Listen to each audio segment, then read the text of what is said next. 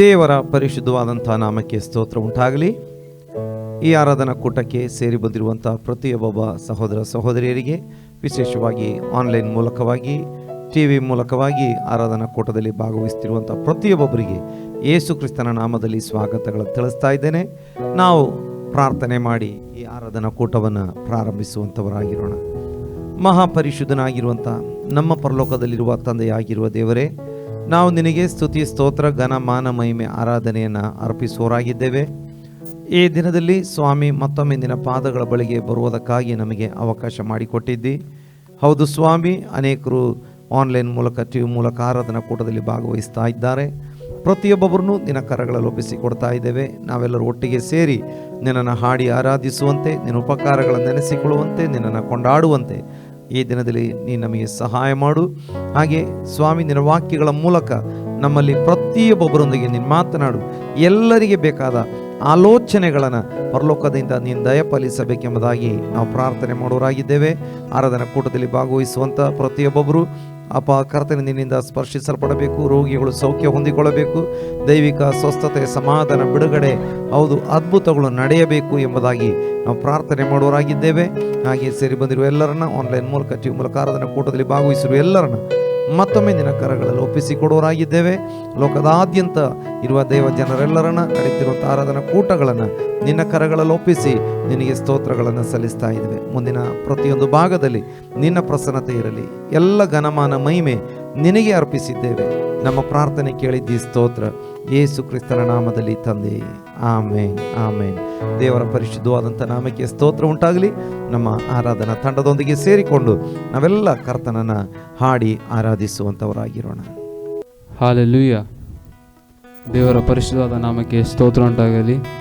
ಪರಿಶುದ್ಧನು ಮಹೋನ್ನತನಾದ ನಮ್ಮ ಕರ್ತನು ನಮ್ಮನ್ನು ಈವರೆಗೂ ಕಾದು ನಡೆಸಿ ಅದ್ಭುತವಾಗಿ ನಮ್ಮನ್ನೆಲ್ಲ ಕೇಡಿನಿಂದ, ಎಲ್ಲ ಗಂಡಾಂತರಗಳಿಂದ ನಮ್ಮನ್ನು ಕಾದು ಕಾಪಾಡಿ ಇದುವರೆಗೆ ನಮ್ಮನ್ನು ನಡೆಸಿದ್ದಾನೆ. ಹಾಲೆಲೂಯ. ಈ ಒಳ್ಳೆ ಕರ್ತನಿಗೆ ನಾವು ಈಗ ಕೆಲವು ಹಾಡುಗಳನ್ನು ಹಾಡಿ ದೇವರ ನಾಮವನ್ನು ಮಹಿಮೆಪಡಿಸೋಣ. ಆತನಿಗೆ ನಾವು ಹಾಡುಗಳನ್ನು ಹಾಡಿ ಆತನ ನಾಮವನ್ನು ಮಹಿಮೆಪಡಿಸುವೋಣ. ಹಾಲೆಲೂಯ.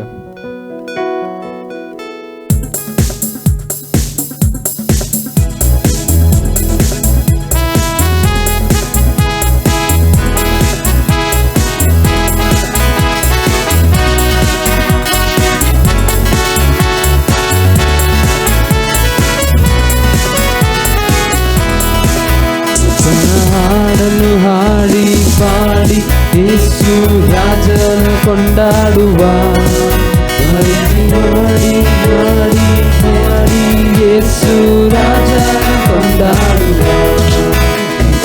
ಹಾಡನ್ನು ಹಾಡಿ ಹಾಡಿ ಯೇಸು ರಾಜನು ಕೊಂಡಾಡುವ, ಹೊರಳಿ ಹರಸಿ ಹಾಡಿ ಹಾಡಿ ಯೇಸು ರಾಜನು ಕೊಂಡಾಡುವ. ತೊಳೆದನು ರಕ್ತದಿಂದ ನೀಡಿದ ಸ್ವಸ್ಥತೆಯ, ತೊಳೆದನು ರಕ್ತದಿಂದ ನೀಡಿದ ಸ್ವಸ್ಥತೆಯ, ಬಲಪಡಿಸಿ ವಾಕ್ಯದಿಂದ, ಬಲಪಡಿಸಿ ವಾಕ್ಯದಿಂದ, ತುಂಬಿದ ಆತ್ಮದಿಂದ, ನನ್ನ ತುಂಬಿದ ಆತ್ಮದಿಂದ ಮುಸನ ಹಾಡನ್ನು ಹಾಡಿ ಹಾಡಿ ಯೇಸು ರಾಜನ ಕೊಂಡಾಡುವ, ಹೊಗಳಿ ಹರಸಿ ಹಾಡಿ ಹಾಡಿ ಯೇಸು ರಾಜನ ಕೊಂಡಾಡುವ. ಬಲವಾಗಿ ಹಿಡಿದುಕೊಂಡು ನಿನ್ನ ಅನುಸರಿಸುವೆವು, ಬಲವಾಗಿ ಹಿಡಿದುಕೊಂಡು ನಿನ್ನ ಅನುಸರಿಸುವೆವು. ಪೂರ್ಣ ಸಮಾಧಾನ, ಪೂರ್ಣ ಸಮಾಧಾನ ನಿನ್ನಲ್ಲಿಯೇ ಕರ್ತನೆ, ನಿನ್ನಲ್ಲಿಯೇ ಕರ್ತನೆ.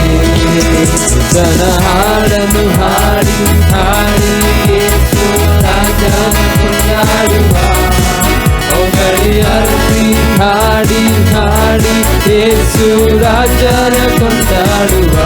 ನೂತನ ಹಾಡನ್ನು ಹಾಡಿ ಹಾಡಿ ಯೇಸು ರಾಜನ ಕೊಂಡಾಡುವ, ಹೊಗಳಿ ಹರಸಿ ಹಾಡಿ ಯೇಸು ರಾಜನ ಕೊಂಡಾಡುವ ಅದ್ಭುತ ಸ್ವರೂಪನೇ ಆಲೋಚನಾ ಕರ್ತನೇ ಅದ್ಭುತ ಸ್ವರೂಪನೇ ಆಲೋಚನಾ ಕರ್ತನೇ ಪರಾಕ್ರಮಶಾಲಿಯೇ ಪರಾಕ್ರಮಶಾಲಿಯೇ ಚೈತನ್ಯ ಸ್ವರೂಪನೇ ನಮ್ಮ ಚೈತನ್ಯ ಸ್ವರೂಪನೇ ತನ ಹಾಡನ್ನು ಹಾಡಿ ಹಾಡಿ ಯೇಸು ರಾಜನ ಕೊಂಡಾಡುವ ಹೊಗಳಿ ಹರಸಿ ಹಾಡಿ ಹಾಡಿ ಯೇಸು ರಾಜನ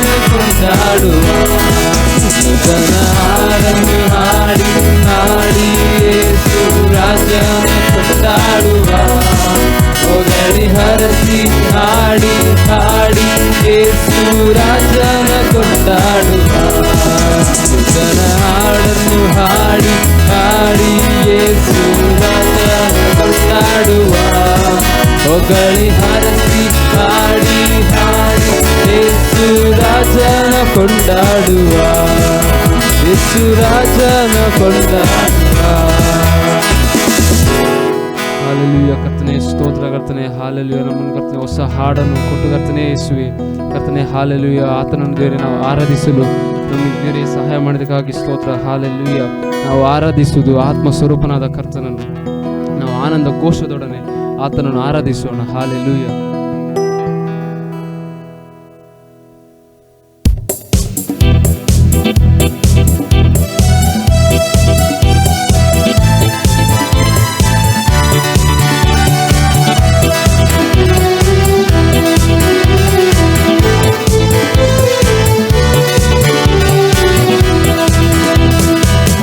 ಆರಾಧಿಸುವ ಆತ್ಮ ಸ್ವರೂಪನ ಆನಂದ ಘೋಷದೊಡನೆ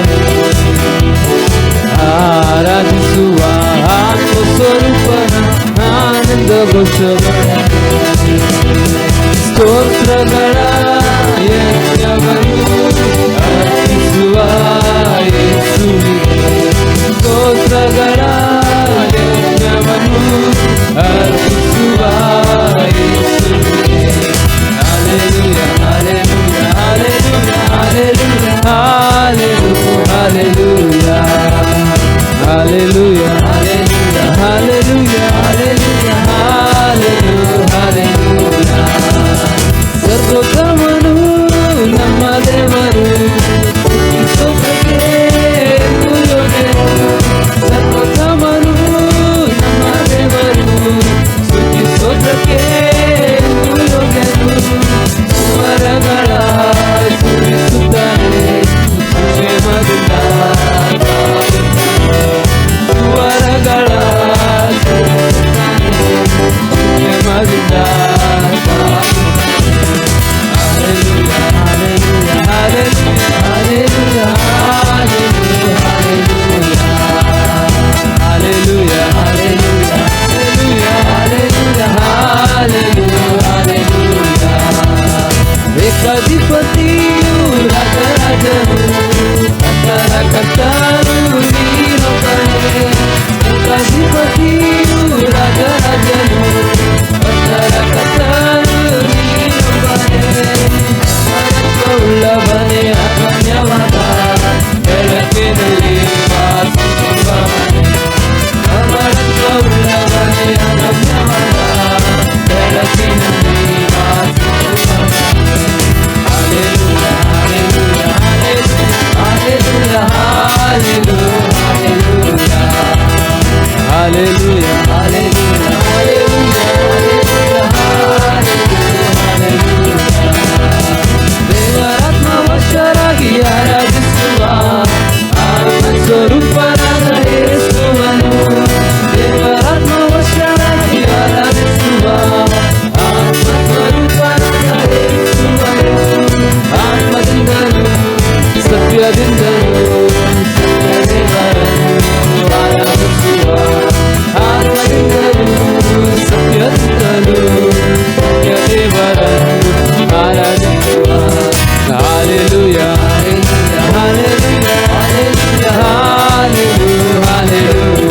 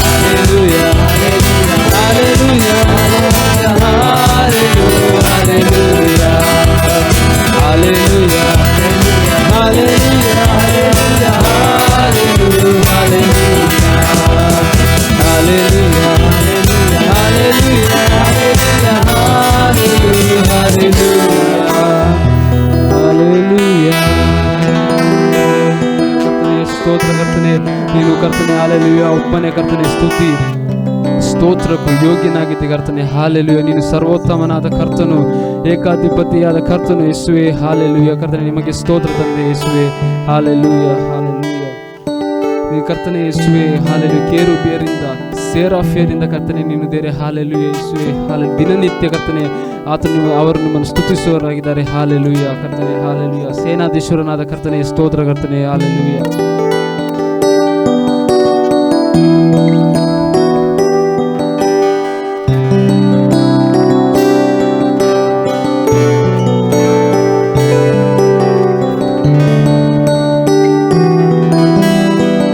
ಕೇರುಬಿಯರು ಸೇರಾಫಿಯರು ದಿನನಿತ್ಯ ಸ್ತುತಿಸುವ ಸೇನಾಧೀಶ್ವರನೇ,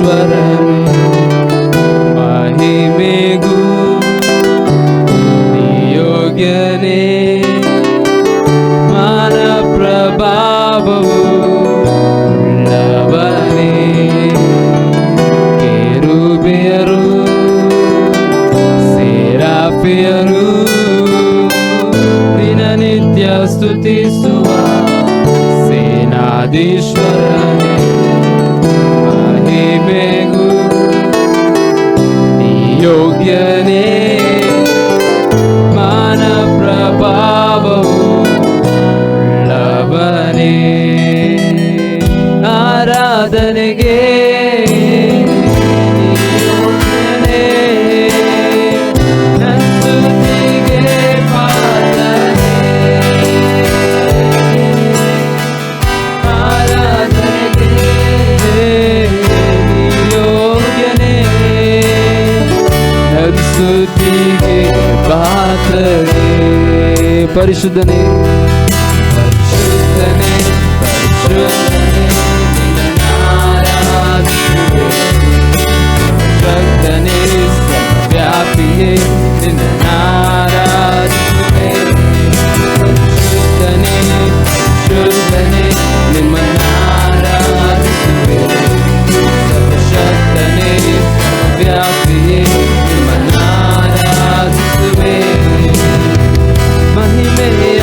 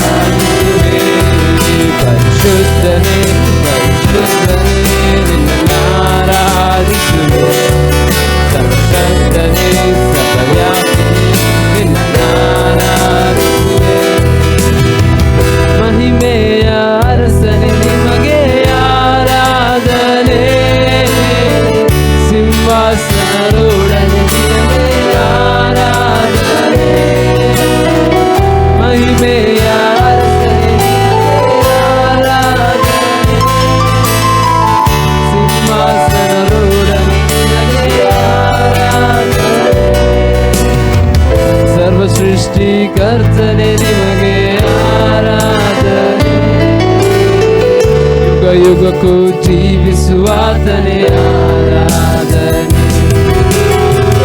ಸರ್ವಸೃಷ್ಟಿ ಕರ್ತನೆ ನಿಮಗೆ ಆರಾಧನೆ. ಯುಗ ಯುಗಕ್ಕೂ ಜೀವಿಸುವಾತನೇ ಆರಾಧನೆ. ಪರಿಶುದ್ಧನೇ ಪರಿಶುದ್ಧನೇ ನಿನ್ನಾರಾಧಿಸುವೆ. ಸರ್ವಶಕ್ತನೇ ಸರ್ವವ್ಯಾಪಿಯೇ ನಿನ್ನಾರಾಧಿಸುವೆ. ಪರಿಶುದ್ಧನೇ ನಿನ್ನಾರಾಧಿಸುವೆ. ಸರ್ವಶಕ್ತನೇ ಸರ್ವವ್ಯಾಪಿಯೇ ನಿನ್ನಾರಾಧಿಸುವೆ. ನನಗಾಗಿ ಬಲಿಯಾದವನೇ ಆರಾಧನೆ. ಮರಣವ ಗೆದ್ದವನೇ ನಿಮಗೆ ಆರಾಧನೆ. ನನಗಾಗಿ ಬಲಿಯಾದವನೇ ಆರಾಧನೆ. ಮರಣವ ಗೆದ್ದವನೇ ನಿಮಗೆ ಆರಾಧನೆ. ನನ್ನೊಳಗೆ ಇರುವವನೇ ಆರಾಧನೆ. ನನ್ನನ್ನು ನಡೆಸುವವನೇ ಆರಾಧನೆ. ನನ್ನೊಳಗೆ ಇರುವಾತನೇ ಆರಾಧನೆ. ನನ್ನನ್ನು ನಡೆಸುವವನೇ ಆರಾಧನೆ. ಶುದ್ಧನೇ ಶುದ್ಧನೇ ನಿಮ್ಮನ್ನಾರಾಧಿಸುವೆ. ಶಕ್ತನೇ ಸರ್ವವ್ಯಾಪಿಯೇ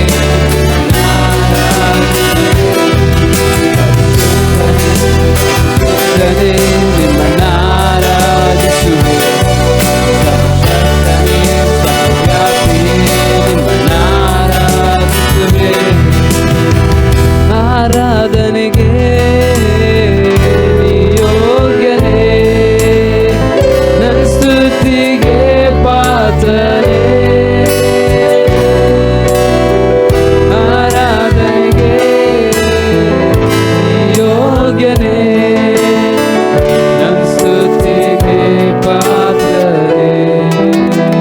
ಹಾಲೆಲೂಯ ಕರ್ತನೇ, ಸ್ತೋತ್ರ ಸ್ವಾಮಿ. ಹಾಲೆಲೂಯ ಪರಿಶುದ್ಧನಾದ ಕರ್ತನೇ.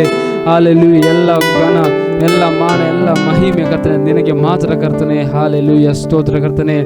ಹಾಲೆಲೂಯ ಅಪ್ಪ ಯೇಸುವೆ, ನಮ್ಮ ಕರ್ತನೆ ಉಸಿರಿರುವ ದಿನವೆಲ್ಲ ಕರ್ತನೆ ಯೇಸುವೆ ನಿಮ್ಮನ್ನು ಆರಾಧಿಸಲು ದೇವರೇ ನಮಗೆ ಹಾಲೆಲೂಯ ನಿನ್ನ ಕೃಪೆ ಬೇಕು. ಹಾಲೆಲೂಯ ಕರ್ತನೆ ಸ್ತೋತ್ರ. ನಮ್ಮನ್ನು ನಡೆಸು ಕರ್ತನೆ. ಹಾಲೆಲೂಯ ನಮ್ಮ ಬಂಡೆಯಾಗಿ ನಮ್ಮ ಕೋಟೆಯಾಗಿ ನಮ್ಮ ಆಶ್ರಯವಾಗಿ ಕರ್ತನೆ ನಮ್ಮೊಂದಿಗೆ ಕರ್ತನೆ ದೇವರೇ ನೀನು ನಡೆಯೋದಕ್ಕಾಗಿ ಸ್ತೋತ್ರ ಕರ್ತನೆ. ಹಾಲೆಲೂಯ.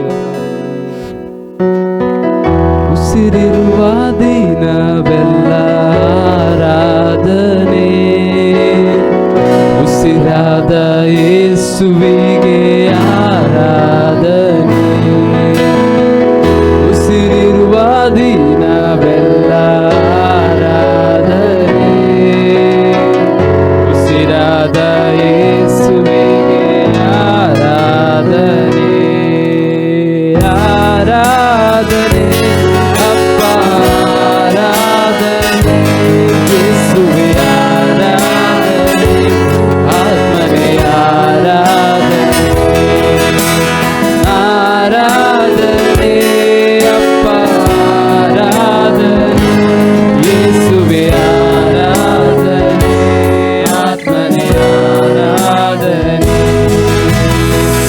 ನನ್ನ ಬಲವೇ ಆರಾಧನೆ. ನನ್ನ ಕೋಟೆ ಆರಾಧನೆ. ನನ್ನ ಬಲವೇ ಆರಾಧನೆ. ನನ್ನ ಕೋಟೆ ಆರಾಧನೆ. ಆರಾಧನೆ ಅಪ್ಪ ಆರಾಧನೆ. ಯೇಸುವೆ ಆರಾಧನೆ. ಆತ್ಮನೇ ಆರಾಧನೆ. ಆರಾಧನೆ ಅಪ್ಪ ಆರಾಧನೆ. ಯೇಸುವೆ ಆರಾಧನೆ. ಆತ್ಮನೇ ಆರಾಧನೆ. ಯೆಹೋವನೇ ಆರಾಧನೆ. ಜಯ ಕೊಡುವ ದೇವರೇ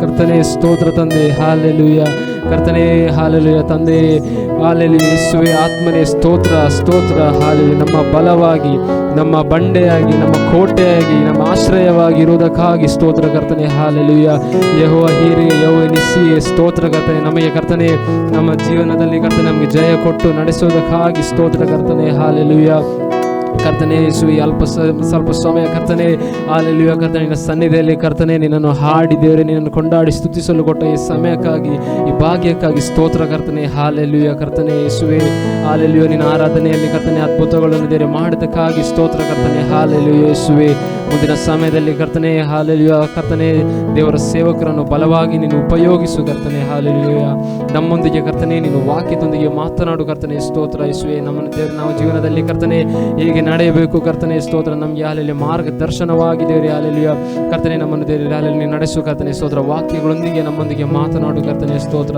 ಸೇವಕರನ್ನು ನಿನ್ನ ಕರಗಳಲ್ಲಿ ಒಪ್ಪಿಸಿದ್ದೇನೆ ದೇವರೇ. ಸ್ತೋತ್ರ ಹಾಲೆಲೂಯ ಈ ಸಮಯದಲ್ಲಿ ಕರ್ತನೆ ನಮ್ಮೊಂದಿಗೆ ಇದ್ದು ಕರ್ತನೆ ಹಾಲೆಲೂಯ ಆರಾಧನೆ ನಮ್ಮನ್ನು ದೇವರೇ ಹಾಲೆಲೂಯ ನಮ್ಮೊಂದಿಗೆ ಇದ್ದು ಕರ್ತನೆ ಯೇಸುವೆ ನೀನು ಮಹಿಮೆ ಹೊಂದಿದ್ದಕ್ಕಾಗಿ ಸ್ತೋತ್ರ ಕರ್ತನೆ. ಹಾಲೆಲೂಯ ಕರ್ತನೆ ಪ್ರಾರ್ಥನೆ ಕೇಳಿದ ಕೃಪೆಗಾಗಿ ಸ್ತೋತ್ರ ತಂದೆ. ಯೇಸುವಿನ ನಾಮದಲ್ಲಿ ಬೇಡಿ ಹೊಂದಿದ ತಂದೆಯಾದ ದೇವರೇ, ಆಮೇನ್ ಆಮೇನ್. ದೇವರ ಪರಿಶುದ್ಧವಾದಂಥ ನಾಮಕ್ಕೆ ಸ್ತೋತ್ರ ಉಂಟಾಗಲಿ. ಮತ್ತೊಮ್ಮೆ ಸೇರಿ ಬಂದಿರುವಂಥ ಎಲ್ಲರಿಗೆ ಯೇಸು ಕ್ರಿಸ್ತನ ನಾಮದಲ್ಲಿ ವಂದನೆಗಳ ತಿಳಿಸ್ತಾ ಇದ್ದೇನೆ. ಸ್ವಲ್ಪ ಸಮಯ ದೇವರನ್ನ ಹಾಡಿ ಆರಾಧಿಸುವಂತೆ ದೇವರು ಸಹಾಯ ಮಾಡಿದ್ದಾನೆ, ಪ್ರಾರ್ಥಿಸುವಂತೆ ದೇವರು ಕೃಪೆ ಕೊಟ್ಟಿದ್ದಾನೆ. ದೇವರ ವಾಕ್ಯವನ್ನು ಆಲಿಸುವಂಥ ಸಮಯ ಅನೇಕರು ಟಿ ವಿ ಮೂಲಕವಾಗಿ ಮಾತ್ರವಲ್ಲ ಸೋಷಿಯಲ್ ಮೀಡಿಯಾಗಳ ಮೂಲಕವಾಗಿ ಆರಾಧನಾ ಕೂಟದಲ್ಲಿ ಭಾಗವಹಿಸ್ತಾ ಇದ್ದೀರಿ.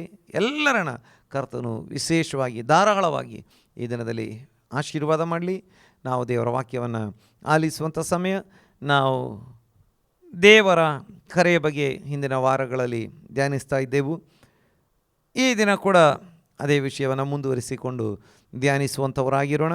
ದೇವರು ಯಾಕೆ ನಮ್ಮನ್ನು ಕರೆದಿದ್ದಾನೆ, ಏನು ನಮ್ಮ ಜೀವಿತದಲ್ಲಿ ಆತ ಮಾಡುವಾತನಾಗಿದ್ದಾನೆ, ಈ ವಿಷಯಗಳನ್ನು ನಾವು ನೋಡುವಂಥವರಾಗಿರೋಣ. ನಾವು ಧ್ಯಾನಕ್ಕೆ ತೆಗೆದುಕೊಳ್ಳುವಂಥ ವಾಕ್ಯ ಪ್ರಾರಂಭದಲ್ಲಿ 1 ಪೇತ್ರ 5ನೇ ಅಧ್ಯಾಯ ಅದರ 10ನೇ ವಾಕ್ಯವನ್ನು ಪ್ರಾರಂಭದಲ್ಲಿ ತೆಗೆದುಕೊಳ್ಳುವಂಥವರಾಗಿರೋಣ. ಕ್ರಿಸ್ತನು ನಿಮ್ಮನ್ನು ತನ್ನ ನಿತ್ಯ ಪ್ರಭಾವಕ್ಕೆ ಕರೆದ, ಈ ಭಾಗ ಜಸ್ಟ್ ಕಟ್ ಮಾಡಿ, ಕ್ರಿಸ್ತನಲ್ಲಿ ನಿಮ್ಮನ್ನು ತನ್ನ ನಿತ್ಯ ಪ್ರಭಾವಕ್ಕೆ ಕರೆದ ಕೃಪಾಪೂರ್ಣನಾದ ದೇವರು ತಾನೇ ನೀವು ಸ್ವಲ್ಪ ಕಾಲ ಬಾಧೆ ಪಟ್ಟ ಮೇಲೆ ನಿಮ್ಮನ್ನು ಯೋಗ್ಯ ಸ್ಥಿತಿಗೆ ತಂದು ನೆಲೆಗೊಳಿಸಿ ಬಲಪಡಿಸುವನು. ದೇವರು ನಮಗೆ ಸ್ತೋತ್ರ ಉಂಟಾಗಲಿ. ಇಲ್ಲಿ ನಾವು ನೋಡ್ತೇವೆ ದೇವರು ನಮ್ಮನ್ನು ಯಾಕೆ ಕರೆದಿದ್ದಾರೆ, ದೇವರು ನಮ್ಮನ್ನು ಹೇಗೆ ಕರೆದಿದ್ದಾರೆ, ನಮ್ಮನ್ನು ಕರೆದಂಥ ದೇವರು ನಮ್ಮ ಜೀವಿತದಲ್ಲಿ ಏನನ್ನು ಮಾಡುವವರಾಗಿದ್ದಾರೆ. ದೇವರಿಗೆ ಸ್ತೋತ್ರ. ನೋಡ್ತೇವೆ ಕ್ರಿಸ್ತನಲ್ಲಿ ನಿಮ್ಮನ್ನು ತನ್ನ ನಿತ್ಯ ಪ್ರಭಾವಕ್ಕೆ ಕರೆದ. ದೇವರು ನಮ್ಮನ್ನು ಯಾಕೆ ಕರೆದಿದ್ದಾನೆ ಇಲ್ಲಿ ನೋಡ್ತೇವೆ. ಯೇಸು ಕ್ರಿಸ್ತನ ಮೂಲಕ ನಮ್ಮನ್ನು ಕರೆದಿದ್ದಾನೆ. ನಾವು ಇಂದಿನ ಭಾಗಗಳಲ್ಲಿ ನೋಡಿದ್ದೇವೆ. ಪೇತ್ರನನ್ನು, ಯಾಕೋಬನನ್ನು, ಯೋಹಾನನ್ನು, ಆಂದ್ರೆಯನನ್ನು, ಮತ್ತಾಯನನ್ನು, ಮಾತ್ರವಲ್ಲ ಕೊರಿಂಥದಲ್ಲಿದ್ದಂಥವ್ರನ್ನ, ಇನ್ನು ಬೇರೆ ಬೇರೆ ಕಡೆಗಳಲ್ಲಿದ್ದಂಥವ್ರನ್ನ, ನನ್ನನ್ನು, ನಿಮ್ಮನ್ನು, ಎಲ್ಲರನ್ನ ಆತ ಕರೆದಿದ್ದಾನೆ. ನೋಡಿ ಯಾಕೆ ಕರೆದಿದ್ದಾನೆ. ದೇವರ ಪ್ರಭಾವದಲ್ಲಿ, ರಾಜ್ಯದಲ್ಲಿ ಪ್ರಭಾವದಲ್ಲಿ ಪಾಲುಗಾರರಾಗುವುದಕ್ಕೆ ಕರೆದಿದ್ದಾನೆ ಎಂಬುದನ್ನು ಕೂಡ ನಾವು ಇಂದಿನ ಭಾಗಗಳಲ್ಲಿ ನೋಡಿದ್ದೇವೆ. ಕ್ರಿಸ್ತನ ಪ್ರಭಾವವನ್ನು ಸಂಪಾದಿಸಿಕೊಳ್ಳುವುದಕ್ಕೆ ಕರೆದಿದ್ದಾನೆ ಎಂಬುದಾಗಿ ಕೂಡ ನೋಡಿದ್ದೇವೆ. ಆದರೆ ಅದು ಎಂಥ ಪ್ರಭಾವ? ನಿತ್ಯ ಪ್ರಭಾವ, ಅದಕ್ಕೆ ಅಂತ್ಯವೇ ಇಲ್ಲ. ಈ ಒಂದು ಪ್ರಭಾವಕ್ಕೆ ಅಂತ್ಯವೇ ಇಲ್ಲ ಎಂಬುದಾಗಿ ನಾವು ದೇವರ ವಾಕ್ಯದಲ್ಲಿ ನೋಡುವವರಾಗಿದ್ದೇವೆ. ಅಂತ್ಯವಿಲ್ಲದಂಥ ಪ್ರಭಾವ, ನಿತ್ಯವಾದಂಥ ಪ್ರಭಾವ. ನೋಡಿ, ನಾನು ಇಂದಿನ ಭಾಗಗಳಲ್ಲಿ ಮಾತನಾಡಿದ್ದೆ. ನಮ್ಮಿಂದ ಮತ ಪಡೆದುಕೊಂಡು, ವೋಟ್ ಪಡೆದುಕೊಂಡು ಅಧಿಕಾರಕ್ಕೆ ಬಂದಂಥವರು ಕೂಡ ಅವರು ತಮ್ಮ ಪ್ರಭಾವವನ್ನು ನಮ್ಮೊಂದಿಗೆ ಹಂಚಿಕೊಳ್ಳುವುದಕ್ಕೆ ಇಷ್ಟಪಡುವುದಿಲ್ಲ, ಕೆಲವೊಮ್ಮೆ ಆಗೋದಿಲ್ಲ. ಆದರೆ ನಮ್ಮ ದೇವರು ನಿತ್ಯ ಪ್ರಭಾವಕ್ಕೆ ನಮ್ಮನ್ನು ಕರೆದಿದ್ದಾನೆ. ನಿತ್ಯ ಪ್ರಭಾವಕ್ಕೆ ನಮ್ಮನ್ನು ಕರೆದಿದ್ದಾನೆ. ಆತ ಏನು ಮಾಡುವವನಾಗಿದ್ದಾನೆ? ಕರೆದಂಥ ಕೃಪಾಪೂರ್ಣನಾದ ದೇವರು ತಾನೇ ನೀವು ಸ್ವಲ್ಪ ಕಾಲ ಬಾಧೆ ಪಟ್ಟ ಮೇಲೆ ನಿಮ್ಮನ್ನು ಯೋಗ್ಯ ಸ್ಥಿತಿಗೆ ತಂದು ನೆಲೆಗೊಳಿಸಿ ಬಲಪಡಿಸುವ. ನೋಡಿ, ದೇವರು ನಮ್ಮನ್ನು ನಿತ್ಯ ಪ್ರಭಾವಕ್ಕೆ ಕರೆದಿದ್ದಾನೆ. ಹಾಗೆಂದ ಕಾರಣಕ್ಕೆ ನಮಗೆ ಏನೂ ಕಷ್ಟಗಳು ಇಲ್ಲ, ಸಮಸ್ಯೆಗಳು, ಹೋರಾಟಗಳು ಇಲ್ಲ ಎಂಬುದಾಗಿ ವಾಕ್ಯದಲ್ಲಿ ಹೇಳಲಿಲ್ಲ. ವಾಕ್ಯ ಹೇಳ್ತಾ ಇದೆ, ಸ್ವಲ್ಪ ಕಾಲ ಬಾಧೆ ಪಟ್ಟ ಮೇಲೆ. ಈ ಲೋಕದಲ್ಲಿ 70, 80, 90 ವರ್ಷ ಏನಾದರೂ ಬದುಕಿದರೆ ಅದು ಸ್ವಲ್ಪ ಕಾಲವಷ್ಟೇ, ಅದೊಂದು ಸ್ವಲ್ಪ ಕಾಲವಷ್ಟೇ. ಈಗ ಚರಿತ್ರೆನೇ ನೋಡೋದಾದರೆ ಬೈಬಲ್ ಪ್ರಕಾರ ಒಂದು 6,000 ವರ್ಷಗಳ ಮನುಷ್ಯನ ಚರಿತ್ರೆ. ಈ ಸತ್ಯ ಚರಿತ್ರೆಯನ್ನು ನಂಬದಂಥವರು ಇದಕ್ಕೆ ಬೇರೆ ಕಥೆಗಳನ್ನು ಕಟ್ಟಿ ಲಕ್ಷಾಂತರ ಕೋಟ್ಯಾಂತರ ವರ್ಷ ಎಂಬುದಾಗಿ ಹೇಳುವವರು ಇದ್ದಾರೆ. ನೋಡಿ, ಇದಾದ ಮೇಲೆ ಇನ್ನೆಷ್ಟೋ ಸಾವಿರ ಲಕ್ಷಾಂತರ ವರ್ಷಗಳು, ಕೋಟ್ಯಾಂತರ ವರ್ಷಗಳು ಇದ್ದಾವೆ. ನಮಗೆ ಅಂತ್ಯವಿಲ್ಲದಂಥ ಒಂದು ಕಾಲದ ಬಗ್ಗೆ ಬೈಬಲ್ ಗ್ರಂಥ ವಾಗ್ದಾನ ಮಾಡ್ತಾ ಇದೆ. ನೋಡಿ, ನಿತ್ಯತೆ ಅನ್ನುವಂಥದ್ದಕ್ಕೆ ಅಂತ್ಯವೇ ಇಲ್ಲ, ಅಲ್ಲಿ ಗಡಿಯಾರವೇ ಇಲ್ಲ. ಇದ್ದರೂ ಕೂಡ ಅದು ನಿತ್ಯ ಕಾಲದ ಗಡಿಯಾರ, ಅದು ನಮಗೆ ಗೊತ್ತಿಲ್ಲ. ಹಾಗಾದರೆ ಅಲ್ಲಿನ ಪ್ರಭಾವ ಅದು ನಿತ್ಯ ಕಾಲಕ್ಕೆ ಇರುವಂಥದ್ದು. ಈಗಿನ ಕಾಲದ ಕಷ್ಟಗಳು ಅಲ್ಪವೇ ಎಂಬುದಾಗಿ ದೇವರ ವಾಕ್ಯದಲ್ಲಿ ನೋಡ್ತೇವೆ. ಅದಕ್ಕೆ ಅಪೊಸ್ತಲನಾದಂಥ ಪೌಲ ರೋಮಪತ್ರಿಕೆ 8ನೇ ಅಧ್ಯಾಯ 18ನೇ ವಾಕ್ಯದಲ್ಲಿ ಹೇಳುತ್ತಿದ್ದಾನೆ, ಬರಲಿರುವ ಮಹಿಮೆ ಕಾಲವನ್ನು ಅಥವಾ ಮಹಿಮೆ ಪದವಿಯನ್ನು ನೆನೆಸಿಕೊಳ್ಳುವ ಈಗಿನ ಕಾಲದ ಕಷ್ಟಗಳು ಸ್ವಲ್ಪವೇ, ಅಲ್ಪವೇ ಎಂದು ನಾನು ಎಣಿಸಿಕೊಳ್ತಾ ಇದ್ದೇನೆ. ಇಲ್ಲಿ ನೋಡ್ತೇವೆ, ಸ್ವಲ್ಪ ಕಾಲ ಬಾಧೆ ಪಟ್ಟ ಮೇಲೆ ನಿಮ್ಮನ್ನು ಯೋಗ್ಯ ಸ್ಥಿತಿಗೆ ತಂದು ನೆಲೆಗೊಳಿಸಿ ಬಲಪಡಿಸುವ. ಇಲ್ಲಿ ಕೂಡ ಶಾಶ್ವತವಾಗಿ ಕಷ್ಟ ಎಂಬುದಾಗಿ ಹೇಳಲಿಲ್ಲ. ನಮಗೆ ಸ್ವಲ್ಪ ಕಾಲ ಕಷ್ಟಗಳು ಇರ್ತವೆ. ಆ ನಂತರ ನಮ್ಮ ಕರ್ತನು ನಮ್ಮನ್ನು ಅವುಗಳಿಂದ ಬಿಡಿಸಿ ಯೋಗ್ಯ ಸ್ಥಿತಿಗೆ ತಂದು ನೆಲೆಗೊಳಿಸಿ ಬಲಪಡಿಸುವನು ಎಂಬುದಾಗಿ. ಶಾಶ್ವತ ತಲೆಮಾರುಗಳ ಕಾಲ ಕಷ್ಟ ಎಂಬುದಾಗಿ, ಅಥವಾ ನಂಬಿಕೆಗೆ ಬಂದ ದಿನದಿಂದ ಸಾಯುವವರೆಗೆ ಅಥವಾ ಕರ್ತನ ಬರೋಣದವರೆಗೆ ಬರೇ ಉಪವಾಸ ಕಷ್ಟ ಎಂಬುದಾಗಿ, ಹಿಂಸೆಗಳು ಎಂಬುದಾಗಿ ದೇವರ ವಾಕ್ಯ ಹೇಳಲಿಲ್ಲ. ಹಿಂಸೆಗಳು ಇದ್ದಾವೆ, ಕಷ್ಟಗಳು ಇದ್ದಾವೆ, ಹೋರಾಟಗಳು ಇದ್ದಾವೆ, ಶೋಧನೆಗಳು ಇದ್ದಾವೆ. ಆದರೆ ದೇವರು ತಕ್ಕ ಸಮಯದಲ್ಲಿ ನಮ್ಮನ್ನು ಬಿಡಿಸಿ ಯೋಗ್ಯ ಸ್ಥಿತಿಗೆ ತಂದು ಆತ ನಮ್ಮನ್ನು ನೆಲೆಗೊಳಿಸಿ ಬಲಪಡಿಸ್ತಾನೆ. ಆದರೆ ವಾಕ್ಯದಲ್ಲಿ ನೋಡ್ತಾ ಇದ್ದೇವೆ, ನಿತ್ಯ ಪ್ರಭಾವಕ್ಕೆ ಕರೆದಂಥ ದೇವರು ನಮ್ಮ ದೇವರಾಗಿದ್ದಾನೆ ಎಂಬುದಾಗಿ ನಾವು ವಾಕ್ಯದಲ್ಲಿ ನೋಡ್ತಾ ಇದ್ದೇವೆ. ಈಗ ಪ್ರಕಟಣೆ ಗ್ರಂಥಕ್ಕೆ ನಾವು ಬರುವಂಥ ಸಮಯದಲ್ಲಿ, ಪ್ರಕಟಣೆ ಗ್ರಂಥ ಅದರ 17ನೇ ಅಧ್ಯಾಯಕ್ಕೆ ಬರುವಂಥ ಸಮಯದಲ್ಲಿ, ಪ್ರಕಟಣೆ ಅದರ 17ನೇ ಅಧ್ಯಾಯ 14ನೇ ವಾಕ್ಯದಲ್ಲಿ ನಾವು ನೋಡುವಂಥ ಸಮಯದಲ್ಲಿ, ಅವರು ಯಜ್ಞದ ಕುರಿಯಾದಾತನ ಮೇಲೆ ಯುದ್ಧ ಮಾಡುವರು, ಆದರೆ ಆತನು ಕರ್ತನು ರಾಜಾದಿ ರಾಜನೂ ಆಗಿರುವುದರಿಂದ ಅವರನ್ನು ಜಯಿಸುವನು ಮತ್ತು ದೇವರು ಕರೆದವರು, ದೇವರಾದುಕೊಂಡವರು, ನಂಬಿಗಸ್ತರು ಆಗಿರುವ ಆತನ ಕಡೆಯವರು ಆ ಜಯದಲ್ಲಿ ಪಾಲುಗಾರರಾಗುವರು. ದೇವರ ನಾಮಕ್ಕೆ ಸ್ತೋತ್ರ ಉಂಟಾಗಲಿ. ನಮ್ಮನ್ನು ದೇವರು ಯಾಕೆ ಕರೆದಿದ್ದಾನೆ ಎಂಬುದಾಗಿ ಇಲ್ಲಿ ನಾವು ನೋಡ್ತಾ ಇದ್ದೇವೆ. ನಾವು ಜಯದಲ್ಲಿ ಪಾಲುಗಾರರಾಗುವುದಕ್ಕೆ. ನೋಡಿ, ಈ ಕಡೆ ಕಾಲದಲ್ಲಿ ಏನಾಗ್ತದೆ, ಅಥವಾ ಯೇಸು ಕ್ರಿಸ್ತನ ಬರೋಣದ ಕಾಲದಲ್ಲಿ ಏನಾಗ್ತದೆ, ಆಂಟಿ ಕ್ರೈಸ್ಟ್ ಅಥವಾ ಕ್ರಿಸ್ತ ವಿರೋಧಿ ಲೋಕವನ್ನು ಆಳ್ತಾ ಇರ್ತಾನೆ. ಅವನು ಲೋಕದ ಮನುಷ್ಯರ ಚರಿತ್ರೆ ಪ್ರಾರಂಭದಿಂದ ಇಂದಿನವರೆಗೂ ಇನ್ನು ಅವನು ಈ ಲೋಕದಲ್ಲಿ ಬಂದು ಆಳ್ವಿಕೆ ಮಾಡಿ ಅವನ ಆಳ್ವಿಕೆ ಅಂತ್ಯದವರೆಗೂ ಜನರನ್ನು ಅವನು ಮೋಸ ಮಾಡ್ತಾ, ಜನರ ಮೇಲೆ ಯುದ್ಧ ಮಾಡ್ತಾ, ನಂಬಿದಂಥವರ ಮೇಲೆ ಯುದ್ಧ ಮಾಡ್ತಾ ಅವ್ರನ್ನ ಬೀಳಿಸಲಿಕ್ಕೆ ಪ್ರಯತ್ನ ಮಾಡ್ತಾನೆ ಇದ್ದಾನೆ. ಅನೇಕರನ್ನು ಬೀಳಿಸಿದ್ದಾನೆ. ಆದರೆ ಬಹಳಷ್ಟು ಜನ ದೇವಭಕ್ತರುಗಳು ಆತನನ್ನು ಜಯಿಸಿದ್ದಾರೆ, ಕ್ರಿಸ್ತನ ಮೇಲಿನ ನಂಬಿಕೆಯಿಂದ ಜಯಿಸಿದ್ದಾರೆ. ಈಗ ಕೊನೆಯದಾಗಿ ನಾವು ನೋಡ್ತೇವೆ, ಅವನು ಯಜ್ಞದ ಕುರಿಯಾದಾತನ ಮೇಲೆ ಯುದ್ಧ ಮಾಡುವನು, ಆದರೆ ಕರ್ತನು ರಾಜಾದಿ ರಾಜನೂ ಆಗಿರುವುದರಿಂದ, ನಮ್ಮ ಯೇಸು ಸ್ವಾಮಿ, ಆದರೆ ಆತನು ಕರ್ತನು ರಾಜಾದಿ ರಾಜನೂ ಆಗಿರುವುದರಿಂದ ಅವರನ್ನು ಜಯಿಸುವನು. ಅಂದರೆ ಆಂಟಿ ಕ್ರೈಸ್ಟನನ್ನು ಅಥವಾ ಸುಳ್ಳು ಕ್ರಿಸ್ತನನ್ನು ಅಥವಾ ಕ್ರಿಸ್ತ ವಿರೋಧಿಯನ್ನು ಮತ್ತು ಸುಳ್ಳು ಪ್ರವಾದಿಯನ್ನು ಜಯಿಸುವನು. ದೇವರು ಕರೆದವರು, ದೇವರಾದುಕೊಂಡವರು, ನಂಬಿಗಸ್ತರು ಆಗಿರುವ ಆತನ ಕಡೆಯವರು ಆ ಜಯದಲ್ಲಿ ಪಾಲುಗಾರರಾಗುವರು. ನಮಗೆ ನೋಡಲಿಕ್ಕೆ ಸಾಧ್ಯವಾಗ್ತದೆ. ಜಯದಲ್ಲಿ ಪಾಲುಗಾರರಾಗುವುದಕ್ಕೆ ದೇವರು ನಮ್ಮನ್ನು ಕರೆದಿದ್ದಾನೆ. ನಾವು ಇವತ್ತು ಸಹಜವಾಗಿ ಲೋಕದಲ್ಲಿ ನೋಡುವಂಥ ಒಂದು ಸಂಗತಿ, ಸೋಲಿನಲ್ಲಿ ಪಾಲು ಕೊಡುವವರು ಭಾಳ ಜನ ಇದ್ದಾರೆ, ಜಯದಲ್ಲಿ ಪಾಲು ಕೊಡುವುದಿಲ್ಲ. ನೋಡಿ, ಕೆಲವರು ಹೀಗಿದ್ದಾರೆ, ಏನಾದರೂ ಕಷ್ಟಗಳು ನಷ್ಟಗಳು ಬಂದರೆ ಅದರಲ್ಲಿ ಶೇರ್ ಕೊಡಲಿಕ್ಕೆ ಭಾಳ ಜನ ಇದ್ದಾರೆ. ಈಗ ನಮ್ಮ ಹತ್ರ ಬಂದು ಆಲೋಚನೆಗಳನ್ನು ಪಡೆದುಕೊಳ್ಳುವಂಥವ್ರು ಭಾಳ ಜನ ಇರ್ತಾರೆ. ಏನಾದರೂ ಸ್ವಲ್ಪ ನಷ್ಟದ ಥರ ಬಂದರೆ, ನೀವು ಹೇಳಿದ್ರಿಂದಲೇ ನನಗೆ ನಷ್ಟವಾಯಿತು, ನಿಮ್ಮ ಮಾತು ಕೇಳಿ ನನಗೆ ನಷ್ಟವಾಯಿತು. ಲಾಭ ಉಂಟಾದರೆ, ಓ ಅವರ ಮಾತು ಕೇಳಿದ್ದಕ್ಕೆ ನನಗಿಷ್ಟು ಲಾಭ ಉಂಟಾಯಿತು, ಹೇಳಲಿಕ್ಕೆ ಸಿದ್ಧರಿರುವುದಿಲ್ಲ.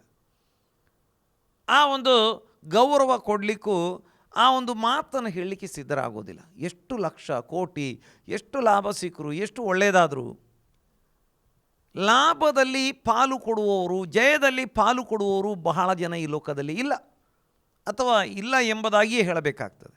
ಆದರೆ ನಷ್ಟದಲ್ಲಿಯೂ ಸೋಲಿನಲ್ಲಿಯೂ ಪಾಲು ಕೊಡುವವರು ಭಾಳ ಜನ ಇದ್ದಾರೆ, ಬೇಡ ಅಂದರೂ ಕೂಡ ಕೊಡ್ತಾರೆ.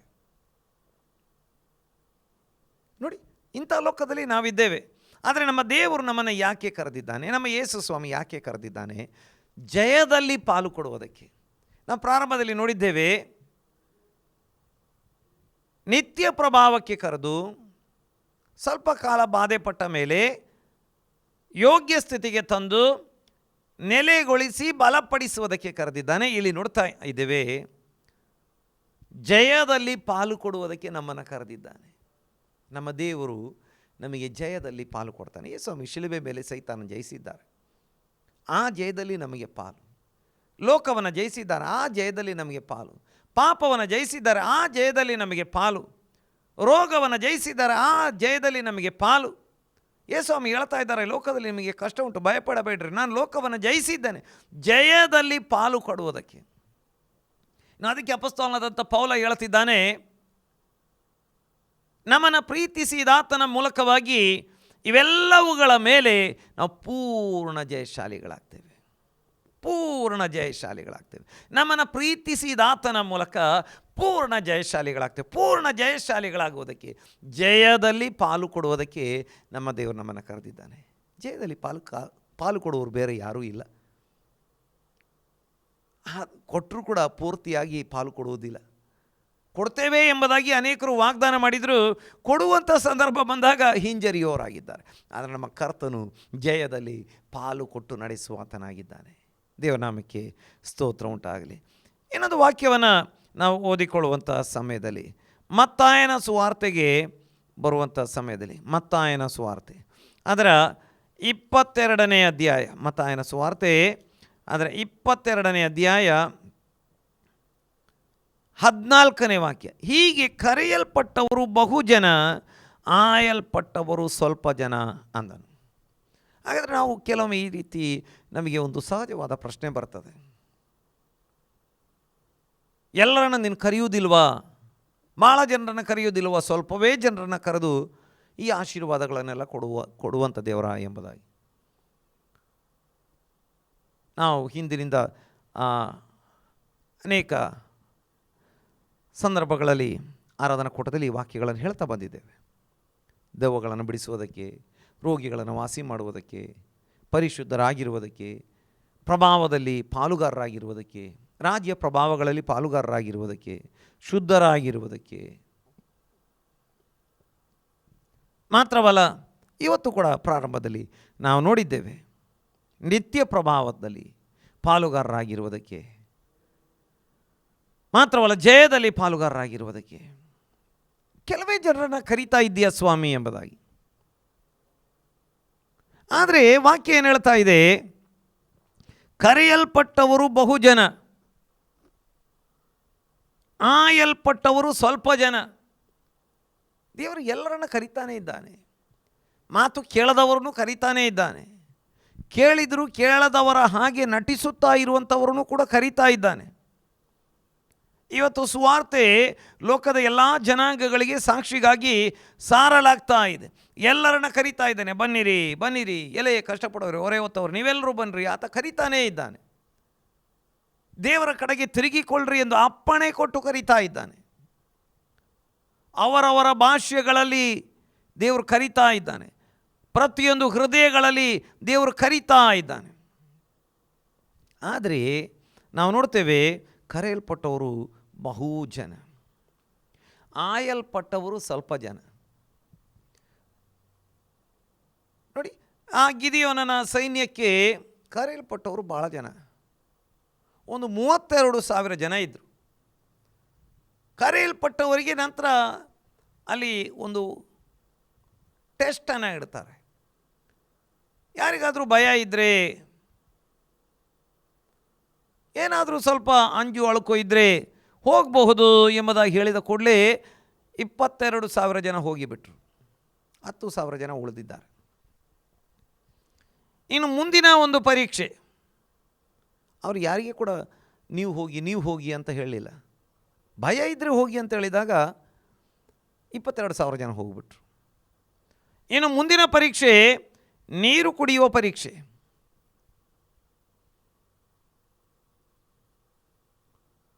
ನೀರು ಕುಡಿಯುವ ಪರೀಕ್ಷೆ.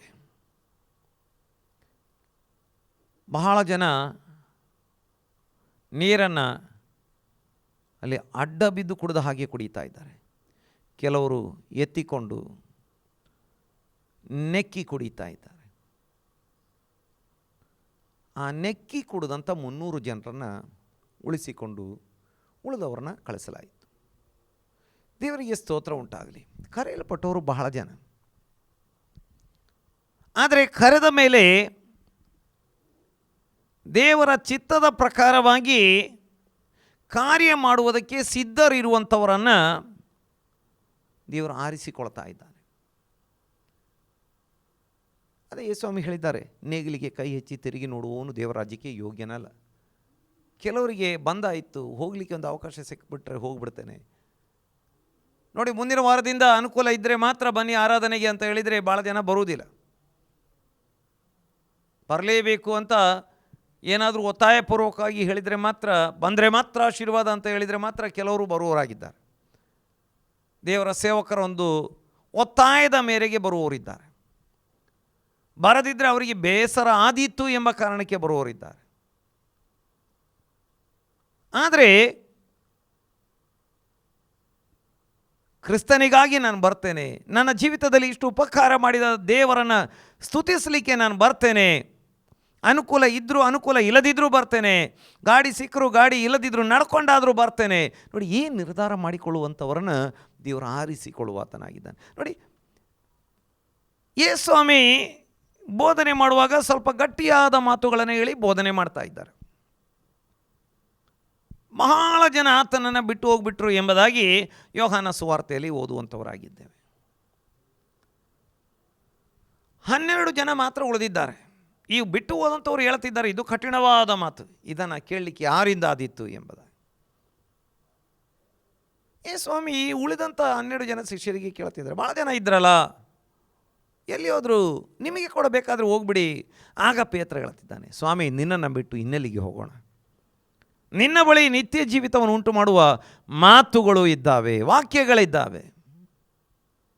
ನೋಡಿ, ರೊಟ್ಟಿಗೋಸ್ಕರ ಬಂದವರಿದ್ದಾರೆ, ಸೌಖ್ಯಕ್ಕೋಸ್ಕರ ಬಂದವರಿದ್ದಾರೆ, ಬಿಡುಗಡೆಗೋಸ್ಕರ ಬಂದವರಿದ್ದಾರೆ, ಅದ್ಭುತಕ್ಕೋಸ್ಕರ ಬಂದವರಿದ್ದಾರೆ, ಅದ್ಭುತ ನೋಡುವುದಕ್ಕೋಸ್ಕರ ಬಂದವರಿದ್ದಾರೆ, ಮಾತಿನಲ್ಲಿ ಹಿಡಿಯೋದಕ್ಕೋಸ್ಕರ ಬಂದವರಿದ್ದಾರೆ, ಹುಳುಕುಗಳನ್ನು ಕಂಡುಹಿಡಿಯೋದಕ್ಕೆ ಬಂದವರಿದ್ದಾರೆ.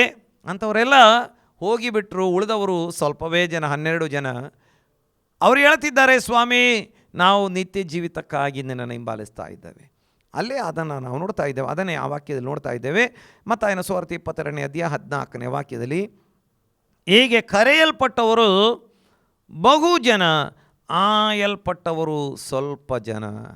ದೇವರು ಬಯಸ್ತಾ ಇದ್ದಾನೆ ಆ ಸ್ವಲ್ಪ ಜನರ ಸಂಗಡ ನಾವಿರಬೇಕು. ನೋಡಿ, ಚುನಾವಣೆಗೆ ಭಾಳ ಜನ ನಿಲ್ತಾರೆ, ಅದರಲ್ಲಿ ಆರಿಸಲ್ಪಡುವವರು ಸ್ವಲ್ಪ ಜನ. ನೋಡಿ, ಇಲ್ಲಿ ಓಟ್ ಹಾಕಿ ಚುನಾವಣೆ ಮಾಡುವಂಥದ್ದಲ್ಲ. ದೇವರ ಚಿತ್ತದ ಪ್ರಕಾರ ದೇವರು ಯಾವುದಕ್ಕೆ ಕರೆದಿದ್ದಾನೆ ಅದನ್ನೇ ನಾವು ಫೋಕಸ್ ಮಾಡುವಾಗ ದೇವರು ನಮ್ಮನ್ನು ಆರಿಸಿಕೊಳ್ಳುವಾತನಾಗಿದ್ದಾನೆ. ಭಾಳ ಜನ ಬಂದು ಸೌಖ್ಯ ಹೊಂದಿಕೊಂಡು ತಿರುಗಿ ಹೋದರು. ಸೌಖ್ಯ ಹೊಂದಿಕೊಂಡವರಲ್ಲಿ ಸ್ವಲ್ಪ ಜನ ಉಳಿದುಕೊಂಡ್ರು ಎಂಬುದಾಗಿ. ಈ ಅದ್ಭುತಗಳು ನಡೆದಂಥ ಊರುಗಳ ನೋಡಿ ಯೇಸುಸ್ವಾಮಿ ದುಃಖ ಪಡ್ತಾ ಇದ್ದಾರೆ, ನೀವು ದೇವರ ಕಡೆಗೆ ತಿರುಗಿಕೊಳ್ಳಲಿಲ್ಲವಲ್ಲ ಎಂಬುದಾಗಿ. ದೇವರಿಗೆ ಸ್ತೋತ್ರ ಉಂಟಾಗಲಿ. ರೋಮಪತ್ರಿಕೆ 11ನೇ ಅಧ್ಯಾಯ ಅದರ 29ನೇ ವಾಕ್ಯದಲ್ಲಿ ನಾವು ಈ ಪ್ರಕಾರವಾಗಿ ನೋಡುವುದಕ್ಕೆ ಸಾಧ್ಯವಾಗ್ತದೆ. ರೋಮಾಪುರದವರಿಗೆ ಬರೆದ ಪತ್ರಿಕೆ 11ನೇ ಅಧ್ಯಾಯ ಅದರ 29ನೇ ವಾಕ್ಯದಲ್ಲಿ ನಾವು ಈ ಪ್ರಕಾರವಾಗಿ ನೋಡುವಂಥವರಾಗಿದ್ದೇವೆ. ದೇವರಿಗೆ ಸ್ತೋತ್ರ ಉಂಟಾಗಲಿ. ದೇವರು ವರಗಳನ್ನು ಅನುಗ್ರಹಿಸಿದ್ದಕ್ಕೂ ಜನರನ್ನು ಕರೆದದ್ದಕ್ಕೂ ಪಶ್ಚಾತ್ತಾಪ ಪಡುವವನಲ್ಲ. ನೋಡಿ, ಭಾಳ ಜನ ಕರೆಗೆ ವಿಧೇಯರಾಗ್ತಾ ಇಲ್ಲ, ಕರೆಯನ್ನು ಅನುಸರಿಸುತ್ತಾ ಇಲ್ಲ, ಕರೆಗೆ ಓಗೊಡುತ್ತಾ ಇಲ್ಲ. ದೇವರು ಅನೇಕರನ್ನು ಕರೆದು ಆಶೀರ್ವಾದಗಳನ್ನು ಕೊಟ್ಟುಬಿಟ್ಟಿದ್ದಾನೆ. ಬಂದವರಿಗೆಲ್ಲ ಆಶೀರ್ವಾದ ಕೊಟ್ಟಿದ್ದಾನೆ, ಸೌಖ್ಯ ಕೊಟ್ಟಿದ್ದಾನೆ, ಬಿಡುಗಡೆ ಕೊಟ್ಟಿದ್ದಾನೆ. ಆದರೆ ನೋಡಿ, ಒಂದು ಸಲ 10 ಜನ ಕುಷ್ಠರೋಗಿಗಳು ಬಂದು ಸೌಖ್ಯ ಬೇಡಿಕೊಂಡ್ರು. ಸ್ವಾಮಿ ಸೌಖ್ಯ ಕೊಟ್ಟರು. ಅದರಲ್ಲಿ ಒಬ್ಬ ತಿರುಗಿ ಬಂದಿದ್ದಾನೆ. ಯೇಸು ಕೇಳಿದರು, ಉಳಿದವರು ಎಲ್ಲಿ? ಅವರೆಲ್ಲ ಯಹೂದ್ಯರು. ತಿರುಗಿ ಬಂದವನು ಒಬ್ಬ ಸಮಾರ್ಯದವನು. ಅವರಿಗೆ ಸುಮ್ಮನೆ ಕೊಟ್ಟುಬಿಟ್ಟೆ ಅಲ್ಲ, ನಾನು ಸೌಖ್ಯ ಸುಮ್ಮನೆ ಕೊಟ್ಟುಬಿಟ್ಟೆ ಅಲ್ಲ, ಬರಲಿಲ್ಲವಲ್ಲ ಎಂಬುದಾಗಿ ಅವರಿಗೆ ಕೊಟ್ಟ ಸೌಖ್ಯ ವಾಪಸ್ ಪಡೆದುಕೊಳ್ಳಲಿಲ್ಲ, ಭಾಳ ದುಃಖಿಸಲಿಲ್ಲ. ಆದರೆ ಅವರು ಎಲ್ಲಿ ಎಂಬುದಾಗಿ ಕೇಳ್ತಾ ಇದ್ದಾರೆ. ಅವರು ಬರಬೇಕು ಎಂಬುದು ದೇವರ ಚಿತ್ತವಾಗಿತ್ತು, ಆದರೆ ಅವರು ಬರಲಿಲ್ಲ ಎಂಬುದನ್ನು ನಾವು ನೋಡ್ತಾ ಇದ್ದೇವೆ. ವರಗಳನ್ನು ಕೊಟ್ಟಿದ್ದಕ್ಕೆ ಪಶ್ಚಾತ್ತಾಪ ಪಡುವುದಿಲ್ಲ. ಕೊಟ್ಟಂಥ ವರಗಳನ್ನು ದೇವರಾಜ್ಯಕ್ಕಾಗಿ ಉಪಯೋಗಿಸದೇ ಇದ್ದರೆ ದೇವರು ಬೇರೆಯವ್ರನ್ನ ಎಬ್ಬಿಸ್ತಾನೆ. ನೋಡಿ, ಸೌಲನನ್ನು ಕರೆದ್ರು, ಅವನಿಗೆ ಹೊಸ ಮನಸ್ಸು ಕೊಟ್ಟರು, ಹೊಸ ಹೃದಯ ಕೊಟ್ಟರು, ಪವಿತ್ರಾತ್ಮನ ಬಲ ಕೊಟ್ಟರು. ಅವನು ದೇವರನ್ನು ಹಿಂಬಾಲಿಸಲಿಲ್ಲ. ತನ್ನ ಮಹಿಮೆಗಾಗಿ, ತನ್ನ ಘನತೆಗಾಗಿ, ತನ್ನ ಸ್ಮರಣೆಗಾಗಿ ಏನೆಲ್ಲ ಅವನು ಮಾಡ್ತಾ ಇದ್ದಾನೆ. ಈಗ ಪವಿತ್ರಾತ್ಮ ಅವನನ್ನು ಬಿಟ್ಟು ಹೋದ. ಈಗ ದೇವರು ಬೇರೊಬ್ಬನನ್ನು ಎಬ್ಬಿಸಿದ. ತನ್ನ ಚಿತ್ತದ ಪ್ರಕಾರವಾಗಿ ಸೇವೆ ಮಾಡುವಂಥ ಒಬ್ಬ ದಾವೀದನನ್ನು ದೇವರು ಎಬ್ಬಿಸ್ತಾ ಇದ್ದಾನೆ. ಅದನ್ನೇ ನಾವು ನೋಡ್ತಾ ಇದ್ದೇವೆ. ದೇವರು ವರಗಳನ್ನು ಅನುಗ್ರಹಿಸಿದ್ದಕ್ಕೂ ಜನರನ್ನು ಕರೆದದ್ದಕ್ಕೂ ಪಶ್ಚಾತ್ತಾಪ ಪಡುವವನಲ್ಲ. ದೇವರ ಮಾತಿಗೆ ಒಬ್ಬ ವಿಧೇಯನಾಗದಿದ್ದರೆ ದೇವರು ಮತ್ತೊಬ್ಬನನ್ನು ಎಬ್ಬಿಸುವಾತನಾಗಿದ್ದಾನೆ. ದೇವರ ನಾಮಕ್ಕೆ ಸ್ತೋತ್ರ ಉಂಟಾಗಲಿ. ಎಫೆಸ ಪತ್ರಿಕೆಗೆ ನಾವು ಬರುವಂಥ ಸಮಯದಲ್ಲಿ 4ನೇ ಅಧ್ಯಾಯ ಅದರ 1ನೇ ವಾಕ್ಯದಲ್ಲಿ ನಾವು ಈ ಪ್ರಕಾರವಾಗಿ ನೋಡುವಂಥವರಾಗಿದ್ದೇವೆ. ನೀವು ದೇವರಿಂದ ಕರೆಯಲ್ಪಟ್ಟವರಾದ ಕಾರಣ ಯೋಗ್ಯರಾಗಿ ನಡೆದುಕೊಳ್ಳಬೇಕೆಂದು ಕರ್ತನ ಸೇವೆಯಲ್ಲಿ ಸೆರೆಯವನಾದ ನಾನು ನಿಮ್ಮನ್ನು ಪ್ರಬೋಧಿಸುತ್ತೇನೆ. ಹಾಗಾಗಿ ದೇವರ ಸೇವೆಗಾಗಿ ಕರೆಯಲ್ಪಟ್ಟಂಥ ನಾವು ಯೋಗ್ಯರಾಗಿ ನಡೆದುಕೊಳ್ಳಬೇಕು. ಆ ಕರೆಗೆ ಯೋಗ್ಯರಾಗಿ ನಡೆದುಕೊಳ್ಳಬೇಕು ಎಂಬುದಾಗಿ ದೇವರು ನಮ್ಮ ಕುರಿತಾಗಿ ಬಯಸ್ತಾ ಇದ್ದಾನೆ. ನೋಡಿ, ನಮ್ಮನ್ನು ಕರೆದಾತನು ನಂಬಿಗಸ್ತನಾಗಿದ್ದಾನೆ, ನಮ್ಮನ್ನು ಕರೆದಾತನು ಪರಿಶುದ್ಧನಾಗಿದ್ದಾನೆ. ಹಾಗಾಗಿ ನಾವೇನು ಮಾಡಬೇಕು? ಕರೆದಾತನು ಪರಿಶುದ್ಧನಾಗಿರುವುದರಿಂದ ನಾವು ಪರಿಶುದ್ಧರಾಗಿ ನಡೆದುಕೊಳ್ಳಬೇಕು, ಯೋಗ್ಯರಾಗಿ ನಡೆದುಕೊಳ್ಳಬೇಕು ಎಂಬುದಾಗಿ ದೇವರು ನಮ್ಮ ಕುರಿತಾಗಿ ಬಯಸ್ತಾ ಇದ್ದಾನೆ ಎಂಬುದಾಗಿ ವಾಕ್ಯದಲ್ಲಿ ನಾವು ನೋಡ್ತಾ ಇದ್ದೇವೆ. 1 ಥೆಸಲೋನಿಕ 5ನೇ ಅಧ್ಯಾಯಕ್ಕೆ ನಾವು ಬರುವಂಥ ಸಮಯದಲ್ಲಿ ಅದರ 24ನೇ ವಾಕ್ಯದಲ್ಲಿ ಓದುತ್ತೇವೆ. ನಿಮ್ಮನ್ನು ಕರೆಯುವನು ನಂಬಿಗಸ್ತನು, ಆತನು ತನ್ನ ಕಾರ್ಯವನ್ನು ಸಾಧಿಸುವನು. ನಮ್ಮನ್ನು ಕರೆದಾತನು ನಂಬಿಗಸ್ತನಾಗಿದ್ದಾನೆ. ಹಾಗಾಗಿ ನಾವು ಕೂಡ ನಂಬಿಗಸ್ತರಾಗಿ ನಡೆದುಕೊಳ್ಳಬೇಕು. ಯಾಕಂದರೆ ನಮ್ಮನ್ನು ಕರೆದಂಥವನ ಸ್ವಭಾವ ನಮ್ಮಲ್ಲಿ ಇರಬೇಕು ಎಂಬುದಾಗಿ ದೇವರು ನಮ್ಮ ಕುರಿತಾಗಿ ಬಯಸ್ತಾ ಇದ್ದಾನೆ. ತಿರುಗಿ ನಾವು ರೋಮಪತ್ರಿಕೆಗೆ ಬರುವಂಥ ಸಮಯದಲ್ಲಿ ಅದರ 8ನೇ ಅಧ್ಯಾಯ ಅದರ 28ನೇ ವಾಕ್ಯದಲ್ಲಿ ಈ ಪ್ರಕಾರವಾಗಿ ನೋಡ್ತೇವೆ. ಇದರಲ್ಲಿ ದೇವರ ಸಂಕಲ್ಪದ ಮೇರೆಗೆ ಕರೆಯಲ್ಪಟ್ಟು ಆತನನ್ನು ಪ್ರೀತಿಸುವ ರೈತಕ್ಕಾಗಿ ಎಲ್ಲ ಕಾರ್ಯಗಳು ಅನುಕೂಲವಾಗುತ್ತವೆ ಎಂದು ನಮಗೆ ಗೊತ್ತದೆ. ಹಾಗಾದರೆ ದೇವರ ಸಂಕಲ್ಪದ ಮೇರೆಗೆ ಕರೆಯಲ್ಪಟ್ಟ ಪ್ರತಿಯೊಬ್ಬರ ಜೀವಿತದಲ್ಲಿ ಎಲ್ಲ ಕಾರ್ಯಗಳನ್ನು ದೇವರು ಅನುಕೂಲ ಮಾಡಿಕೊಡುವ ಆತನಾಗಿದ್ದಾನೆ. ನನ್ನ ಪ್ರೀತಿಯ ಸಹೋದರ ಸಹೋದರಿ, ದೇವರು ನಿನ್ನನ್ನು ಕರೆದಿದ್ದಾನೆ. ನಿನ್ನ ಜೀವಿತದಲ್ಲಿ ಇವತ್ತು ಅನಾನುಕೂಲಕರವಾದಂಥ ರೀತಿಯ ಪರಿಸ್ಥಿತಿಗಳಿರಬಹುದು, ವಿರೋಧವಾದಂಥ ರೀತಿಯ ಪರಿಸ್ಥಿತಿಗಳಿರಬಹುದು. ಆರೋಗ್ಯ ಕೆಲವೊಮ್ಮೆ ಸರಿ ಇರಲಿಕ್ಕಿಲ್ಲ, ಬಿಸ್ನೆಸ್ ಕೆಲವೊಮ್ಮೆ ಸರಿ ಇರಲಿಕ್ಕಿಲ್ಲ, ಕೆಲವೊಮ್ಮೆ ಕುಟುಂಬದಲ್ಲಿ ಸಮಸ್ಯೆಗಳಿದ್ದಾವೆ, ಮಕ್ಕಳ ಜೀವಿತದಲ್ಲಿ ಸಮಸ್ಯೆಗಳಿದ್ದಾವೆ, ಇನ್ನು ಕೆಲವರಿಗೆ ಕುಟುಂಬವೇ ಇಲ್ಲ. ಲೋಕವೆಲ್ಲ ಕೆಲವೊಮ್ಮೆ ನಿಮ್ಮನ್ನು ಕೆಟ್ಟವರು, ಉಪಯೋಗ ಇಲ್ಲದವರು ಎಂಬುದಾಗಿ ಹೇಳುವಂಥ ಪರಿಸ್ಥಿತಿಯಲ್ಲಿರಬಹುದು. ಆದರೆ ದೇವರ ವಾಕ್ಯದಲ್ಲಿ ನೋಡ್ತೇವೆ, ದೇವರ ಸಂಕಲ್ಪದ ಮೇರೆಗೆ ನೀನು ಕರೆಯಲ್ಪಟ್ಟವನಾಗಿರುವಾಗ, ಆತನನ್ನು ಪ್ರೀತಿಸುವಂಥ ವ್ಯಕ್ತಿ ನೀನಾಗಿರುವಾಗ ಎಲ್ಲವನ್ನ ನಿನಗೆ ಅನುಕೂಲವಾಗಿ ಮಾಡುವಾತನಾಗಿದ್ದಾನೆ. ಕೆಲವೊಮ್ಮೆ ವಿದ್ಯಾಭ್ಯಾಸ ಕಡಿಮೆ, ಕೆಲವೊಮ್ಮೆ ವಾಕ್ಚಾತುರ್ಯವಿಲ್ಲ, ಕೆಲವೊಮ್ಮೆ ಬಹಳಷ್ಟು ಭಾಷೆಗಳು ಬರುವುದಿಲ್ಲ. ಆದರೆ ಆತ ನಿನ್ನನ್ನು ಕರೆದಿರುವಾಗ, ಆತನನ್ನು ಪ್ರೀತಿಸುವ ವ್ಯಕ್ತಿ ನೀನಾಗಿರುವಾಗ, ದೇವರ ವಾಕ್ಯದಲ್ಲಿ ನೋಡ್ತೇವೆ, ಎಲ್ಲವನ್ನ ಅನುಕೂಲ ಮಾಡುವ ಆತನಾಗಿದ್ದಾನೆ. ಎಲ್ಲವನ್ನ ಅನುಕೂಲ ಮಾಡುವ ಆತನಾಗಿದ್ದ. ನಿನಗೆ ವಿದ್ಯಾಭ್ಯಾಸ ಕಡಿಮೆ, ಆದರೆ ನಿನ್ನ ಮುಂದೆ ವಿದ್ಯಾಭ್ಯಾಸ ಬಹಳಷ್ಟು ಇರುವಂಥವರನ್ನೇ ತಂದು ನಿಲ್ಲಿಸುವ ಆತನಾಗಿದ್ದಾನೆ. ಎಲ್ಲವನ್ನ ಅನುಕೂಲ ಮಾಡುವ ಆತನಾಗಿದ್ದಾನೆ. ಕೆಲವೊಮ್ಮೆ ಜಾಬ್ ನಷ್ಟವಾಗಿದೆ, ದೇವರು ಅದನ್ನು ನಿನಗೆ ಅನುಕೂಲವಾಗಿ ಮಾಡುವ ಆತನಾಗಿದ್ದಾನೆ. ಮದುವೆ ಆಗಲಿಕ್ಕೆ ತಡವಾಗಿದೆ, ದೇವರು ಅನುಕೂಲ ಮಾಡುವ ಆತನಾಗಿದ್ದಾನೆ. ಮಕ್ಕಳು ಹುಟ್ಟುವುದಕ್ಕೆ ತಡವಾಗಿದೆ, ದೇವರು ಅದನ್ನು ಕೂಡ ಅನುಕೂಲವಾಗಿ ಮಾರ್ಪಡಿಸಿ ಕೊಡುವ ಆತನಾಗಿದ್ದಾನೆ. ದೇವರ ನಾಮಕ್ಕೆ ಸ್ತೋತ್ರ ಉಂಟಾಗಲಿ. ಎಲ್ಲವನ್ನ ಅನುಕೂಲ ಮಾಡಿಕೊಡುವಂಥ ದೇವರು ನಮ್ಮ ದೇವರಾಗಿದ್ದಾನೆ. ಕಡೆಯದಾಗಿ ಏನದು ವಾಕ್ಯವನ್ನು ಓದಿಕೊಂಡು ನಾವು ಪ್ರಾರ್ಥನೆ ಮಾಡುವಂಥವರಾಗಿರೋಣ. ದೇವರ ನಾಮಕ್ಕೆ ಸ್ತೋತ್ರ ಉಂಟಾಗಲಿ. 2 ಪೇತ್ರ ಅದರ 1ನೇ ಅಧ್ಯಾಯ 10ನೇ ವಾಕ್ಯವನ್ನು ನಾವು ಓದಿಕೊಳ್ಳುವಂಥವರಾಗಿರೋಣ. ಆದುದರಿಂದ ಸಹೋದರರೇ, ದೇವರು ನಿಮ್ಮನ್ನು ಕರೆದದ್ದನ್ನು ಆದುಕೊಂಡದನ್ನು ದೃಢಪಡಿಸಿಕೊಳ್ಳುವುದಕ್ಕೆ ಮತ್ತಷ್ಟು ಪ್ರಯಾಸ ಪಡಿರಿ. ಹೀಗೆ ನೀವು ಮಾಡಿದರೆ ಎಂದಿಗೂ ಎಡಹುವುದಿಲ್ಲ. ಹಾಗಾಗಿ ಇಲ್ಲಿ ವಾಕ್ಯದಲ್ಲಿ ನೋಡ್ತೇವೆ, ಆದುದರಿಂದ ಸಹೋದರ, ದೇವರು ನಿಮ್ಮನ್ನು ಕರೆದದ್ದನ್ನು ಆದುಕೊಂಡದನ್ನು ದೃಢಪಡಿಸಿಕೊಳ್ಳುವುದಕ್ಕೆ ಮತ್ತಷ್ಟು ಪ್ರಯಾಸ ಪಡಿರಿ. ಇವತ್ತಿನ ಸಮಸ್ಯೆಗಳಲ್ಲಿ ಬಹಳ ದೊಡ್ಡ ಸಮಸ್ಯೆ ಏನು ಅಂತ ಹೇಳಿದರೆ, ದೇವರು ನಮ್ಮನ್ನು ಕರೆದಿದ್ದಾನೆ, ಆದುಕೊಂಡಿದ್ದಾನೆ ಎಂಬಂಥ ಭರವಸೆ ಬಹಳಷ್ಟು ಜನರಿಗೆ ಸಿಕ್ಕಿಲ್ಲ, ಅಥವಾ ಅದನ್ನು ಆ ಭರವಸೆಯನ್ನು ದೃಢಪಡಿಸಿಕೊಳ್ಳುವುದಕ್ಕೆ ಅನೇಕರು ಪ್ರಯತ್ನ ಮಾಡುತ್ತಾ ಇಲ್ಲ. ದೇವರು ನನ್ನನ್ನು ಕರೆದಿದ್ದಾನೆ, ದೇವರು ನನ್ನನ್ನು ಆದುಕೊಂಡಿದ್ದಾನೆ ಎಂಬಂಥ ಆ ಒಂದು ಸಂಗತಿಯನ್ನು ದೃಢಪಡಿಸಿಕೊಂಡ್ರೆ, ಭರವಸೆಯನ್ನು ದೃಢಪಡಿಸಿಕೊಂಡ್ರೆ ಸಮಸ್ಯೆಗಳೆಲ್ಲ ಆಟೋಮೆಟಿಕಲಿ ಸಾಲ್ವ್ ಆಗಿಬಿಡ್ತದೆ.